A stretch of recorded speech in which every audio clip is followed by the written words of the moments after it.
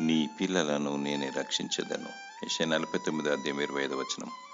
ప్రియులు నిద్రించుచుండగా సంతాన ఫలమును దయచేసి నీ గర్భఫలమును దీవించును. నీకు అనుగ్రహింపబడిన కుమార్తెలు కుమారులు దేవుని బహుమానమును ఆయన స్వాస్థ్యమై ఉన్నారు. వారు దేవుని సంబంధులు. వారిని జ్ఞానముతో దేవుని దయలో మనుషుల దయలో వర్ధిల్లున్నట్లు వేకువజామునే లేచి కన్నీరు కార్చి ప్రార్థిస్తూ ప్రభు సన్నిధిలో పెంచాలి. వారు పెరిగి పెద్దవారైన తర్వాత దాని నుండి తొలగిపోరు. కొందరు నా బిడ్డలు ఎలా బ్రతుకుతారు, వారి భవిష్యత్తు ఎలా ఉంటుందో అని తల్లిదండ్రులు కంగారు పడుతూ ఉంటారు. వారిని వాక్యంలో పెంచితే చాలు. మరియు వారికి తెలివితేటలు, బుద్ధి, వివేచన, పరలోకపు జ్ఞానము దయచేయమని దేవునికి మొరపెట్టాలి. తల్లిదండ్రులైన మీరు కుటుంబంలో పిల్లల ఎదుట మాదిరికరంగా నడుచుకోవాలి. అధైర్యపడకము. నీ సంతానమును దేవుడి కాపాడును, భద్రపరచును, రక్షించును. దేవుని ప్రేమించి ఆయన ఆజ్ఞలను పాటిస్తే 1000 తరముల వరకు కరుణించువాడు ఆయనే.